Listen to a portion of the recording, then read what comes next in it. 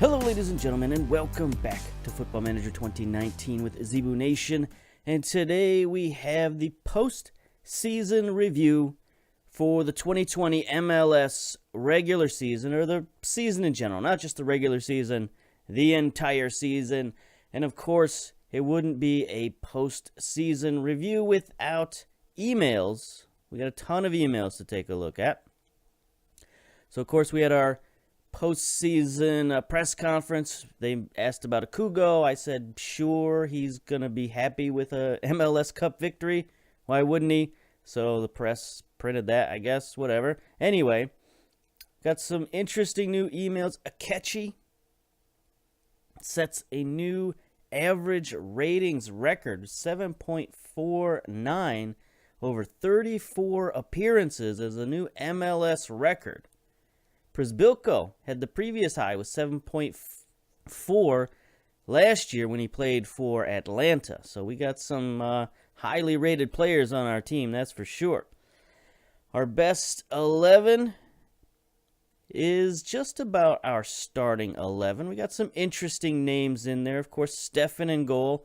Aguirre has moved into right back along with Nuhu at the left back. Akugo slid in to central defense along with Wilson, Alashe, and Akechi in the midfield. That's interesting, with Ledesma, De Vries, and Sonora as attacking midfielders, and then Przybylko up top taking Adi's spot. How about that? That is definitely the surprise for sure. Those other guys are still on the team, the guys you would think would be there. Let's see, we got Hudson, Glad, Romney, Crispum, Acosta, Delgado, and Adi are all on the team as well, but an interesting starting 11 there, that's for sure. End of season awards, of course, player of the season, Akechi. Second, though, is De Vries with 37%, only 6% behind Akechi, and then Adi in a distant third at 12%. Akugo with the goal of the season way back in June against LAFC. I guess we can take a look at that. Why not? That's always fun. Running, of course, the reverse Z formation. I think we've ran this formation pretty much all season long. And here it is. Akechi to Wadey in the game. Akugo, oh boy, he's going to take a big blast. And there it is. Oh, come now. Come now. That wasn't really the goal of the season. That was just the longest goal of the season. And that was sort of the worst goalkeeping of the season. I don't know about that one, boys. Signing of the season, I guess this one earlier. Kiri Shelton, we re-signed him on a free, so he counts as the signing of the season. And young player of the season, Sonora, he definitely played well before his injury late in the season, but still a very, very fine young player. Top goal scorer. Look at the awards here. Akechi with 16 goals over all competitions.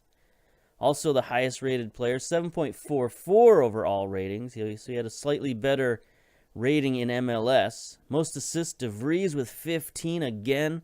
Leading assists man, Felipe with 89% pass completion. Akechi, 6th player of the match awards. And most yellow cards, De Vries with 9. That's surprising. You don't expect your left winger to get that many cards. You think maybe a fullback, sure, but not necessarily a winger. And no red cards this season, so that's good. Squad dynamics, of course, are excellent. We got several highly influential players, the people that you might think. But we do have some young players up there, like De Vries is up there. Most of these, well, Acosta's a little young, but he's, our designated player. So other than that, we got real veterans up there. And, of course, Adi is our team leader. I mentioned last episode that we got some contract negotiations to work on with Adi. I've come to realize that I'm going to sign him, if at all possible. Even though he wants a 4-year deal, won't take anything less, or at least his agent won't take anything less. But I think when you look at everything he's got going on, look at his coaching summary here. He's a star player. The fans love him. He's a team leader. He and I think, have a very strong relationship. me take a look. Is it under information? Yeah, his favorite personnel is Zebu Nation. You know, I don't think we can let this guy go. He's still good. You know, he hasn't really started falling off. You look at his attributes, he's still pretty good. Maybe he's dropped a little bit in pace, but he's a target man. He doesn't necessarily need that blistering speed that he used to have. I think he actually started out with like 15 speed 2 years ago, so he has dropped a little bit of speed. But other than that, his abilities are still, you know, top quality MLS level, still 4-star player, not that expensive. At $1.93 million, we might even be able to sign him for a little less. It's just he wants 4 years. So I think we're going to give it to him. I think it's a fine investment. It's sort of a fine, I don't know, repayment for Adi for being our star player as we started moving up the ranks. I don't know. That's my plan. We'll see if it actually happens. But I think I'm not going to discard him at 30 years old the way I normally might. But, you know, we do have Przybylko, so we're going to give him a chance to win the starting job next year. And if Przybylko wins the job, and then it'll be up to Adi to decide if he wants to leave or not. You know, he might do one of those things where he said, I've accomplished all I can here, it's time to move on or whatever. And that's fine, we'll do that. And if somebody comes in for a bid with him and he wants to go, you know, that's fine too. We'll figure something out. Let's see, end of season confidence review. Well, that's pretty good, I would say. 100% is pretty good. That's always what you're looking for. 100% board confidence. Fans' happiness at the 3-2 win over San Jose. Okay, I think that was in the U.S. Cup. I believe the trade with Vancouver regarded as a poor one. What was the trade with Vancouver? I would like to know. Transfer history, trades. Montreal, Vancouver. So we traded our 3rd round pick.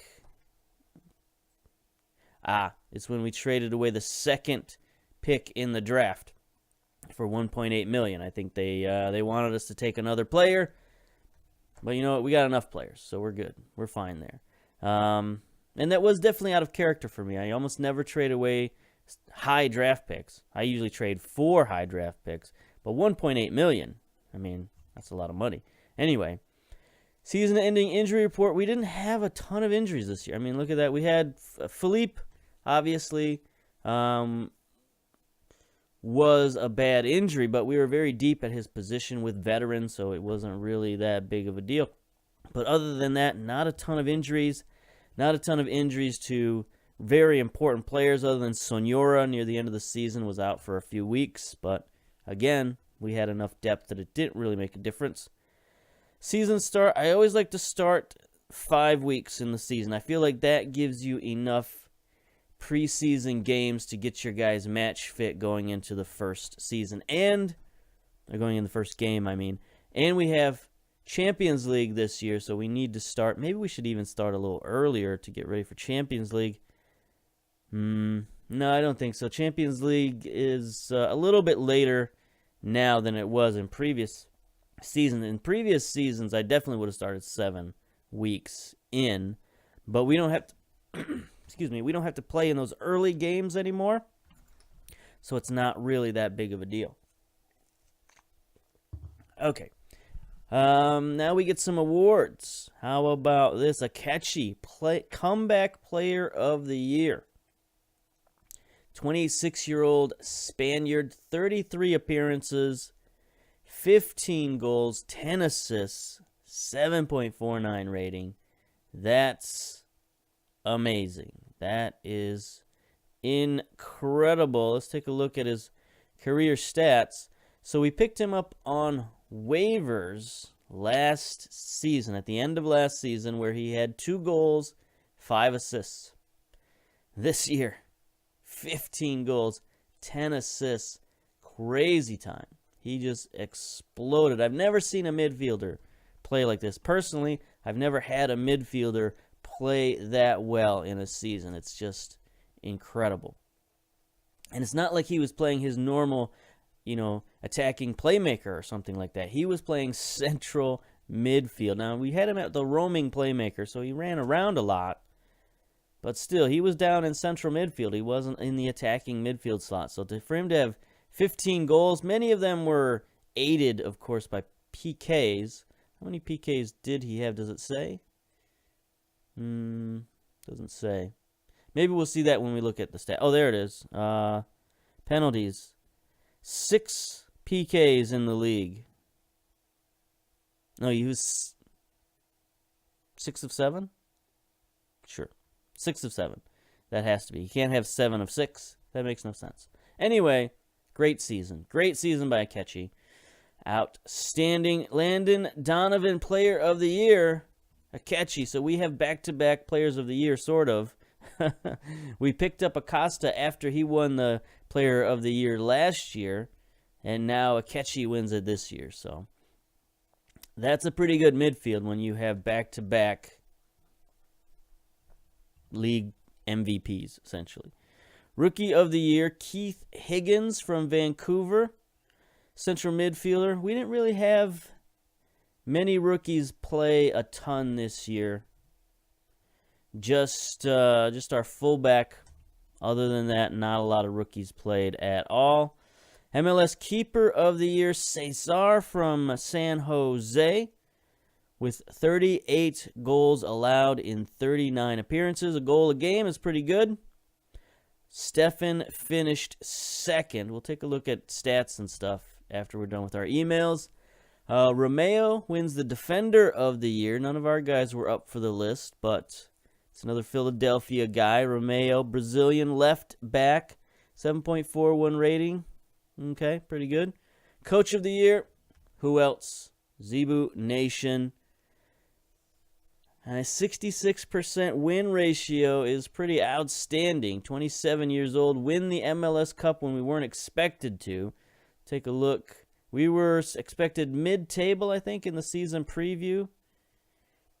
5th, I guess, is what they said. I don't know about that. I have to go back to the video at the beginning of the year. Were we really picked 5th?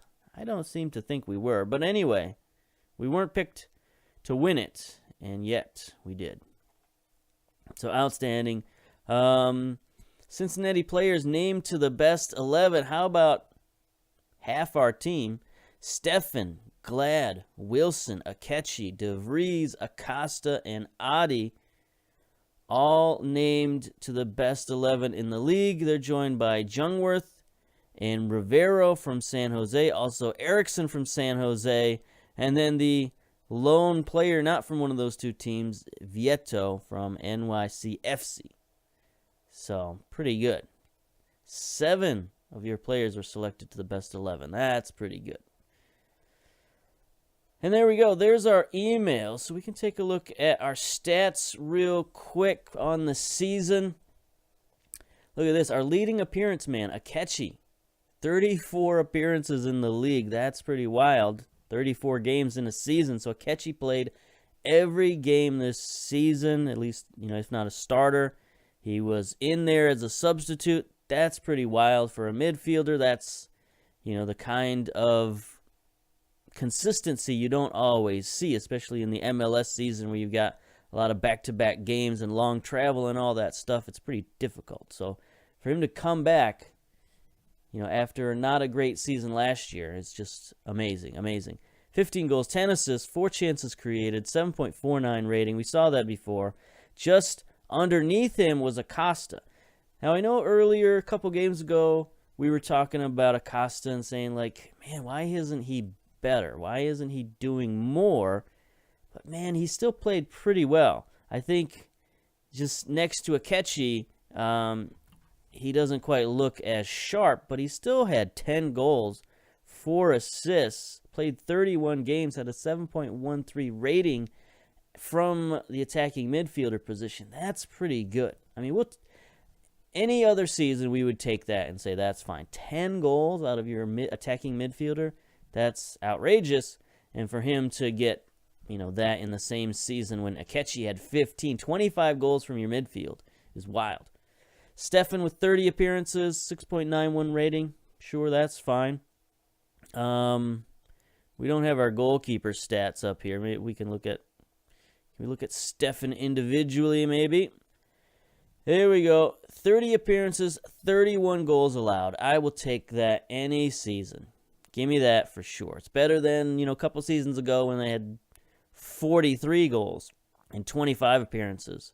So, yeah, that's a huge improvement, and that's one of the reasons we were able to win the league for sure. Win the cup, anyway. We didn't win the league. We didn't win even the conference, but we did win the cup anyway. Nuhu, 30 appearances as well. Only 2 assists on the season. He played mostly sort of defensive. 7.07 rating is pretty good.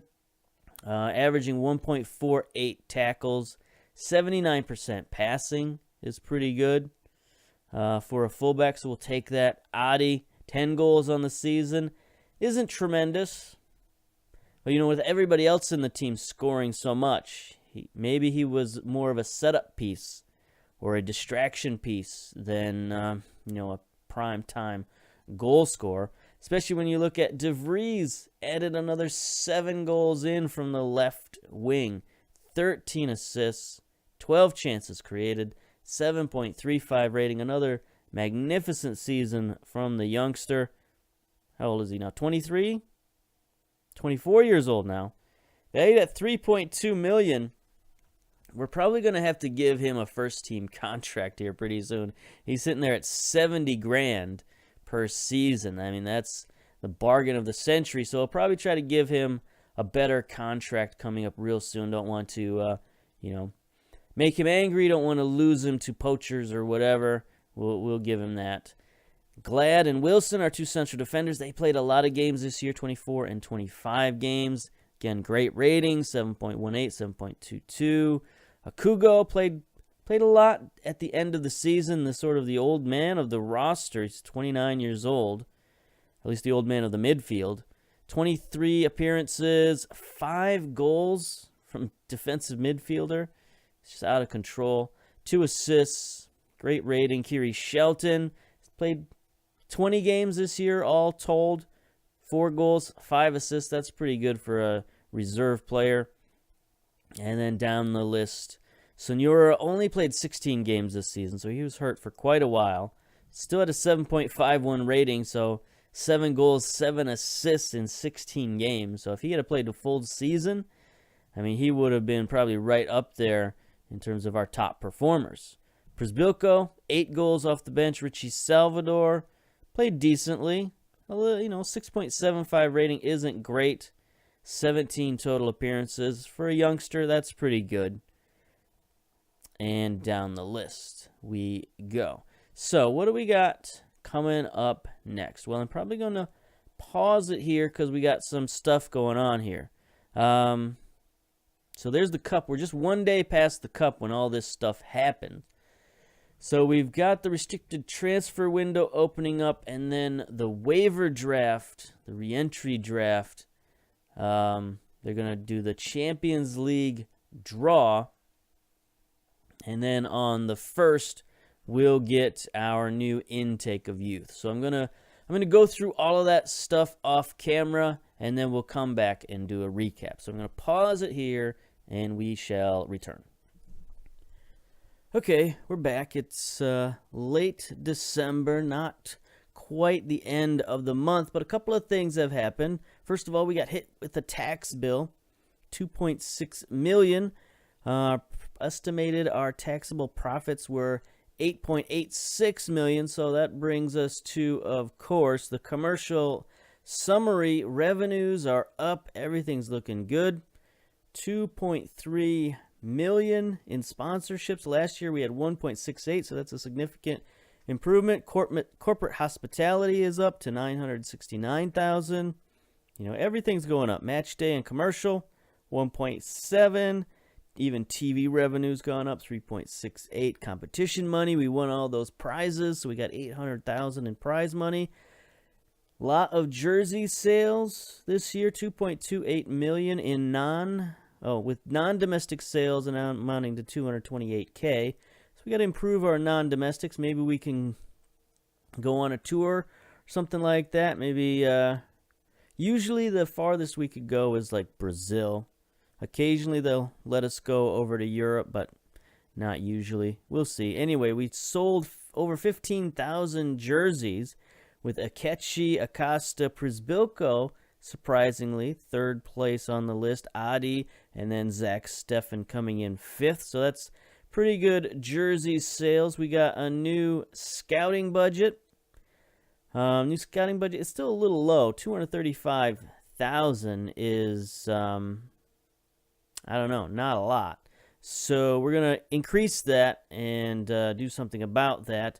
Board is also going to upgrade training facilities. I forgot if I asked them to do this or if they just went and did it. I'm not sure. But anyway, planning some work around $4.5 million. So we can look at the finances just in case you're interested. $10.3 million in the bank. Last season we had a $7 million profit. This season it says we had a $2.5 million loss, which doesn't seem correct, but who knows? Who knows? Sometimes these financial calculations can seem a bit wonky. And, you know, they're not really for a whole lot. They don't affect the game a ton.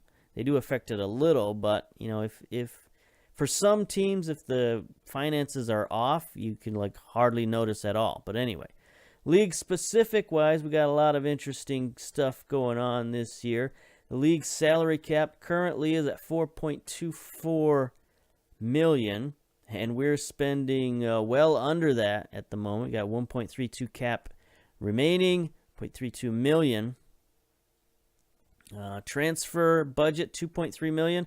Probably won't use much of that. I don't know that we're going to need to bring in a lot of players or any players, honestly. They might be a hindrance to us at this point. We got a ton of allocation money, 4.4 million. Ton of targeted money, 1.4 million. So we just got money coming out of our ears. I did make a transfer. Take a look at our transfer history here. We, where'd it go? Hello? Is it on here? Maybe it hasn't gone through yet. I thought it did. But anyway, we waived a couple of players. Tony Strong, Hector Juarez got waived. I'm getting buzzed. I think I'm getting a text. But anyway, we'll take care of that after the recording. Transfer Center. It's not listed here. It's not listed in the transfer history. Maybe it takes place at the end of the year. Anyway, we got a transfer coming up. Hasn't quite gone through yet, but we do have some transfer issues. Is there anything else? Take a look at club facilities. We got a new stadium coming up this season, 2021, January 1st, 2021. So we'll see if that's true. They might push that back. But brand new FC Cincinnati Stadium. We'll see about that shortly. We got a couple more things going on. There were a couple of drafts that I didn't really take part in at all. The waiver draft and the re-entry draft. There was like one guy in the waiver draft. He's like a 3-star central defender, 24 years old, who was kind of interesting. But we had the last pick in all these drafts because we won, we won the cup. So, our picks were pretty much useless, and I just skipped the whole draft. So no problems there. We got the Champions League draw coming up. We've had a few people sniffing around. They want Sonora, they want Nuhu, but we just re-signed some new contracts for those guys. Let's see. Who did we sign? We signed Akechi to a new contract. He wanted an improved salary because of his, his amazing season. So I was like, yeah, that's fine. Sure. Sonora wanted a new contract. He wanted to be a starter. So we did that. And I noticed that Adi's contract doesn't actually run out until 2021. I thought it ran out 2020. But it doesn't run out until the end of next season. So we still have Adi. That's fine. We'll leave him as is. The only other interesting thing was West Ham came with a job offer, and I decided to turn them down. Decided to stay with MLS instead of trying to move over to the Premier League, even though I think Premier League would be a bigger challenge for me because I've never won the Premier League. I've hardly ever played in it at all. I just don't really understand how to build a team there, how to build a winning team. I understand how to build like a team that can finish 10th, but I don't know how to take a team to the top of the Premier League. I get stuck in a position where I don't have good enough players to beat the top 3 or 4 teams, and players who I could sign who might be of that caliber to beat the top 3 or 4 teams, they just don't want to come and play for me, right? If I take, whoever, the Wolves or Liverpool or whomever, it's like no matter what team I take, no top-level players want to come play for me. So I don't, I've never taken Manchester, either of the Manchester teams, so I don't know. That's probably the only way I could do it, but that's like, cheating almost. So anyway, we'll stick with MLS because that's fun, and that's what we do here. So I'm going to move the schedule along for another week or so, get to the end of December, and then we'll probably end it there. So we're going to pause again. Okay, we're back. It's January 1st, brand new year, brand new money, I guess. We got an increase in our targeted allocation money, another $1.2 million. Got money coming out of our ears. We had to spend a little allocation money to get under the cap. We've been signing guys to new contracts. That has increased our cap budget a little bit. So we had to spend $411,000. That's fine. We added another designated player slot just in case we need it for $150,000.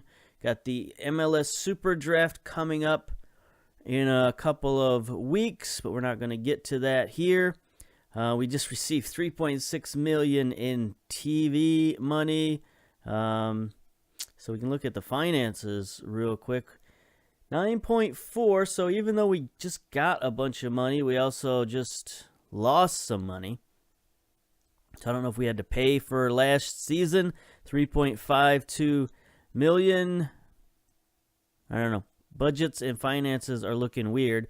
League specific, though, we're through the roof. Says we still have $58,000 in salary cap. Some guys got raises, automatically. Some guys got new contracts. So we went from having a lot of cap room to having very, very little cap room. We got a lot of general allocation money, though. $7 million. $1.2 million in targeted allocation. Now our transfer finally went through, and here it is, a trade with FC Dallas for Marky Delgado. $2.7 million in general allocation money for Delgado, so that's fine.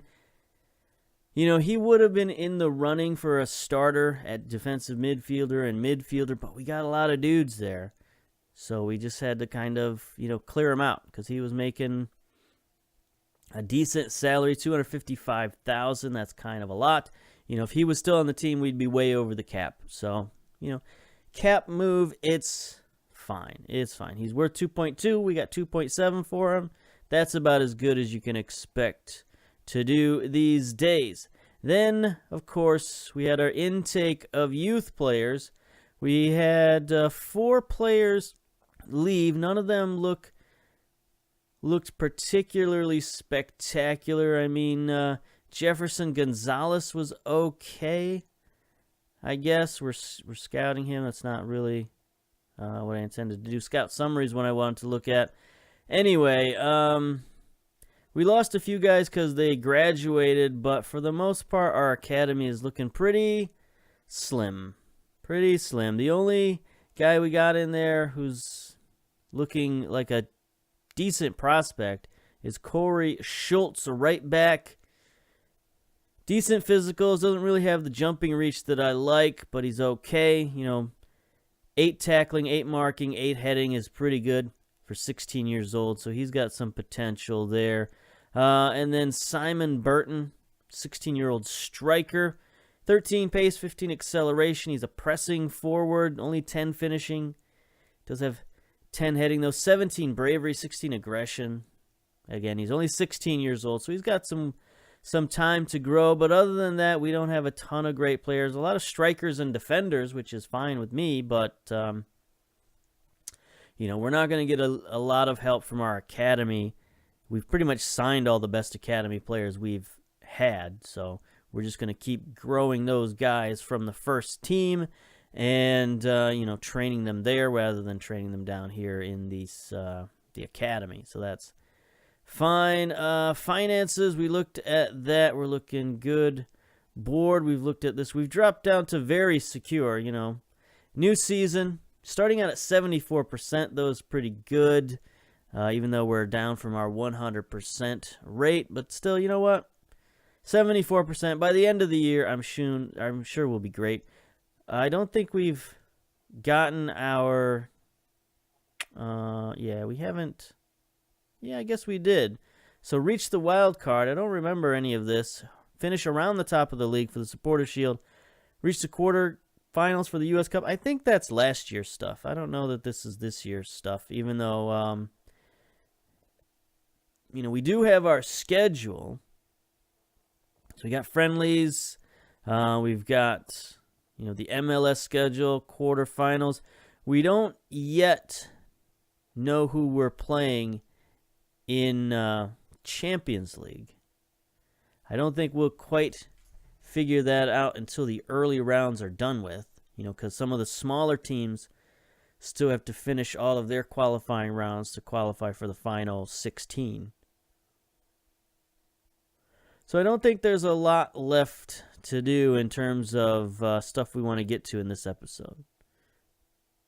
So next up, we'll look at the MLS Super Draft and all of that preseason stuff, because this was basically the off-season stuff. So we'll look at the preseason stuff, Super Draft, preseason games, MLS waiver draft, all that stuff. Next episode. So we're going to end it here. Not a spectacular ending. I'm sorry. The intake of youth was pretty bad. So we're going to obviously try to improve that. Maybe we can look at that to end the episode. Board. What can you do for me? Board request. Networking. Cut back. Improve youth recruitment. We should improve youth recruitment. We believe the club's youth recruitment. All right. I'd argue that we can never be satisfied. All right. Good job. What's next? Because we got that new head of youth development, right? That guy who was like amazing, and he didn't really follow. He didn't really come through. So I don't know. Increase the junior coaching budget. We should increase our junior coaching budget. Yes. All right. Facilities, finance, networking. I don't think there's anything else we can do. Don't need a senior affiliate. Don't need another club affiliate. Don't need a new contract. Increase assistant coach salaries. Club spending is already high, therefore we will not allow. All right, so that's fine. So we got some new youth stuff. Our head of youth development is pretty good. Actually, he's like the most amazing guy I've ever seen. So it's can't be his fault, right? I mean, it has to be our affiliates or our facilities. I kept thinking affiliate and facilities. It wasn't coming out. It wasn't working. Maybe his problem is that his knowledge in the USA isn't quite good enough. I was hoping he would start bringing in some Brazilian prospects to the club, but I don't know that any of these guys are Brazilian at all. We got one Spanish kid. Everybody else is from the USA. So, one Chilean. This guy's a grayed out player, so he's not even a real guy. Anyway, we're rambling now, so we're going to end it here.